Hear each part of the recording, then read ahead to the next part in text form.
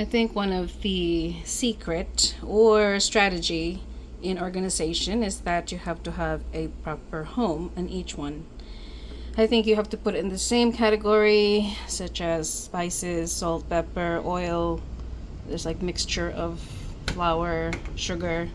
And at the bottom, of course, are the ones that you usually need, such as soy sauce, vinegar, cooking oil, ketchup, and all the rest. And here the flours are we have to organize in the top one, which is considered the kind of junk food or not so healthy food that consists of these microwavable stuff, noodles, all the stuff that we usually need for spices like tamarind things. We have to organize this.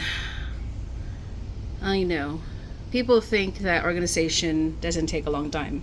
Sometimes I get lost because some people that we live with probably they're not aware of what we're doing, those who are organized, but in the meantime they'll catch up and learn in the system. So we shall figure it out how to do this. Okay, let's start now. Sitting it's expired already.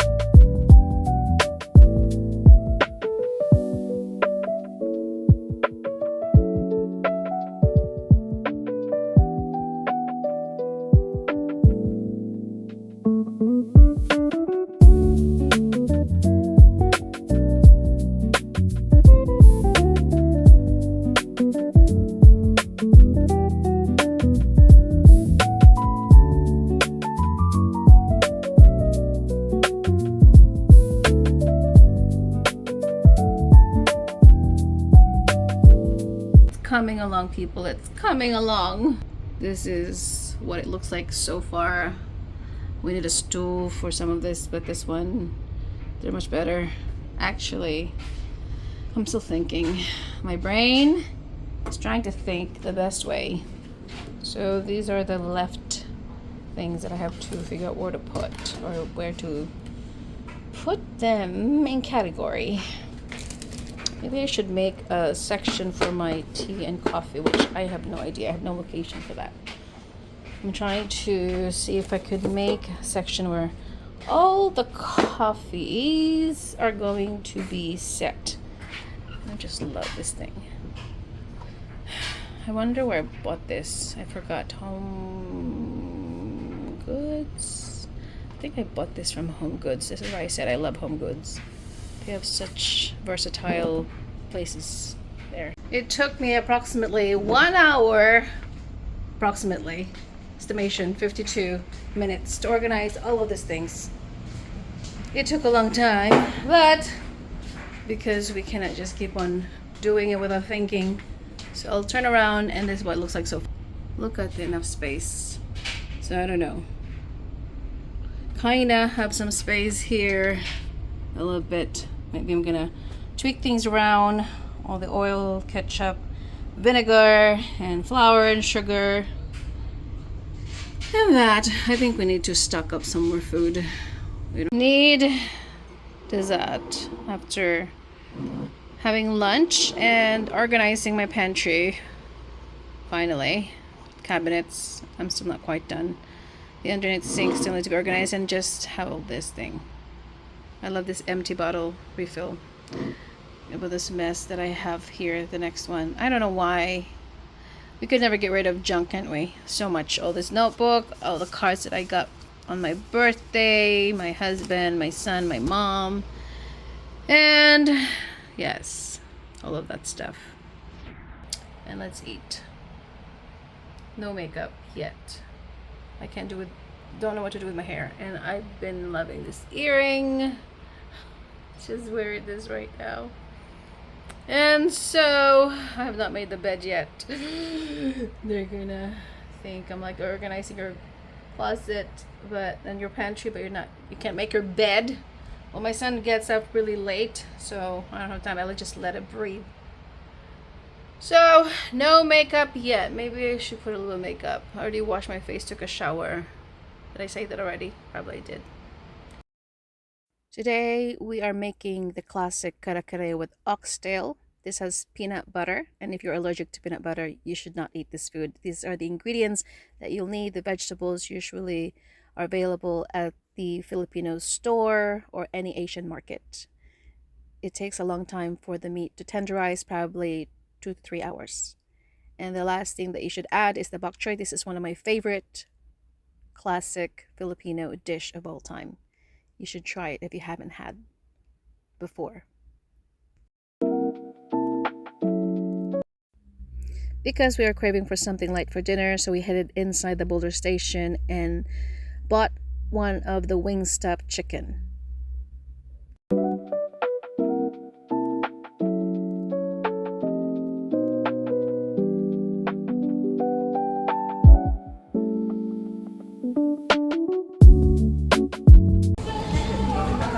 Paris baguette selections. There's no croissant. Pain chocolat. Oh, pain chocolat is right there.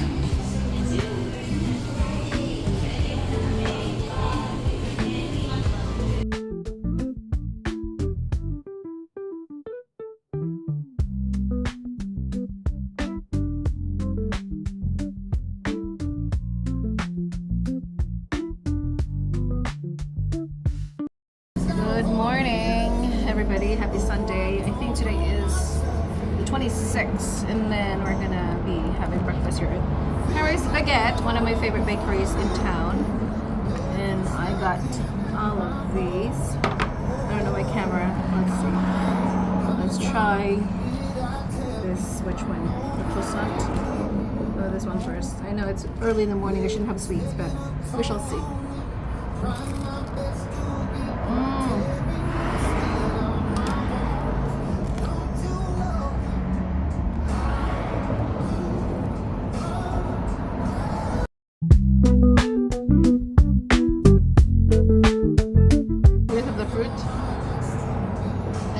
I'm not sure.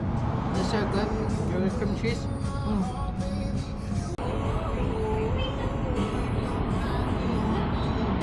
Let's try this one.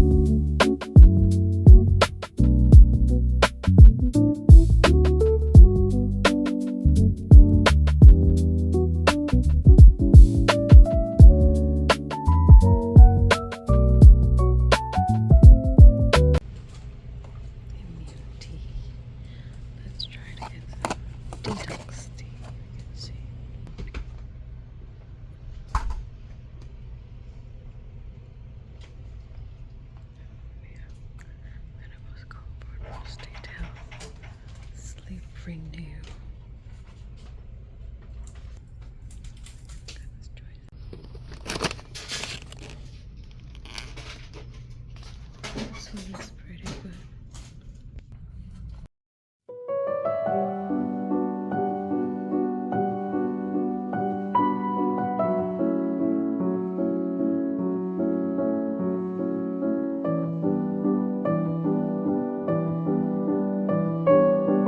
Okay, I can't believe that I finished those whole pastries. I think I must be hungry because I never had that chance to eat that much in the morning. And of course I'm thirsty now, so I got this tea and I got the detox tea next door. The first time that I went in there, so we'll see. Hopefully it's gonna help my digestion.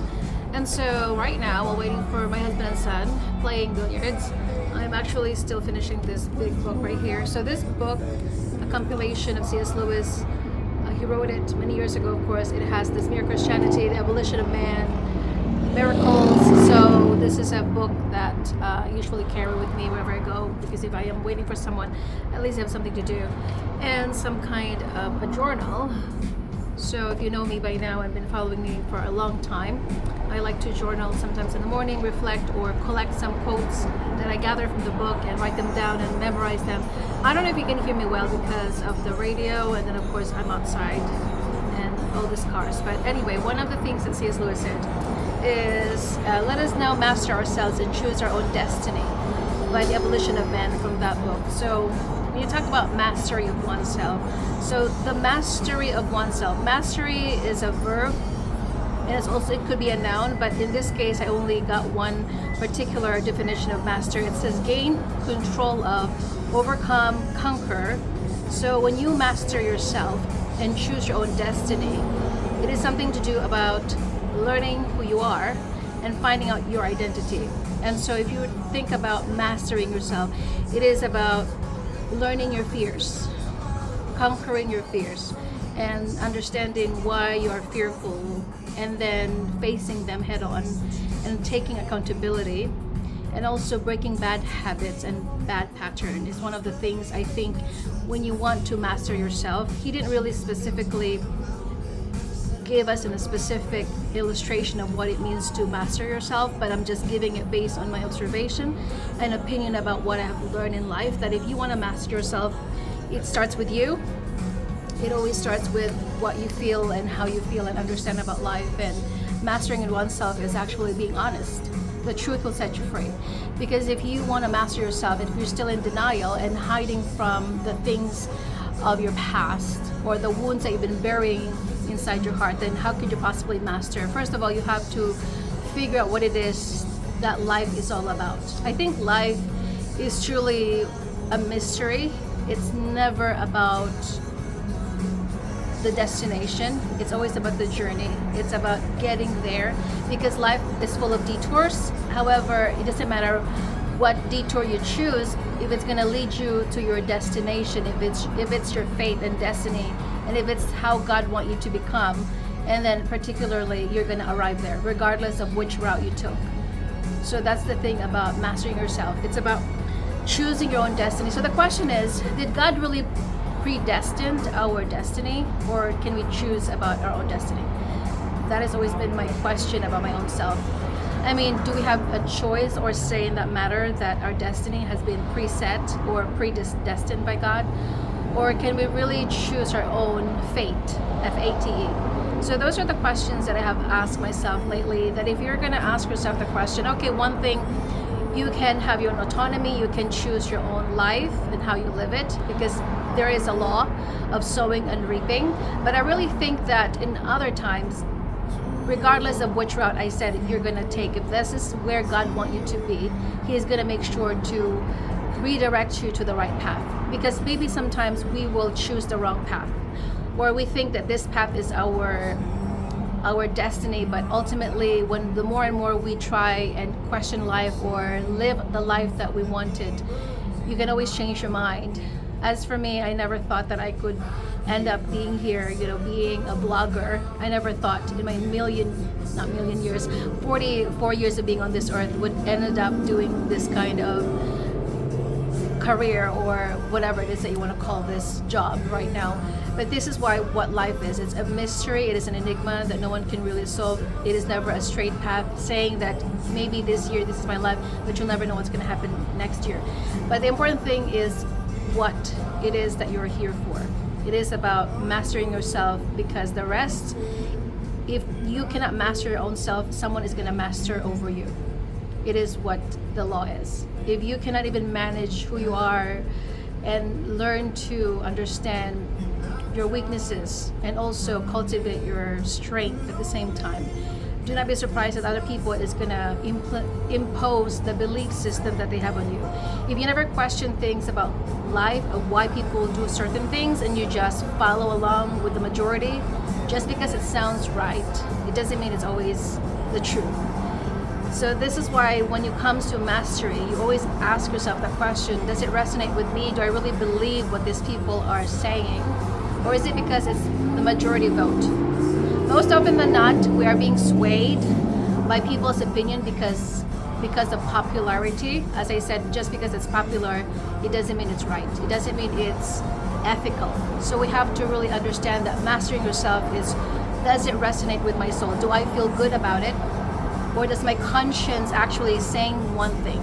And another thing that I've learned, that when you master yourself, you learn to have a clear conscience and not to have a seared conscience, because the Bible talks about having a depraved mind, that over time, when you don't listen to your conscience, the knowing that it's wrong to do, and you keep on saying, well, it doesn't really matter, people are doing this anyway, everybody does it, over time that conscience of yours will no longer be effective, and you can no longer hear that still small voice, and over time you're going to betray your own judgment. Because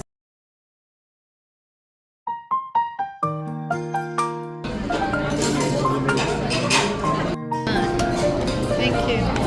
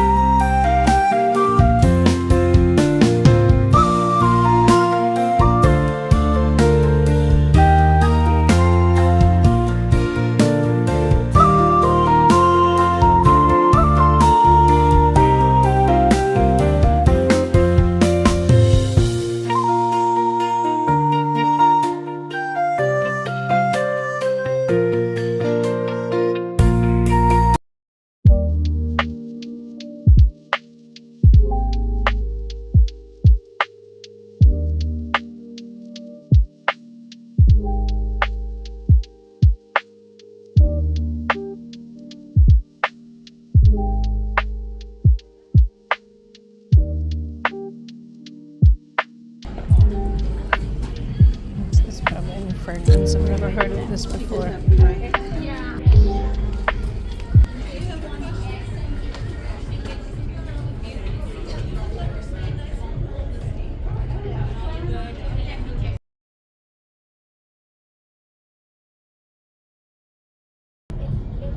It's called Mediterranean honeysuckle. It's very light.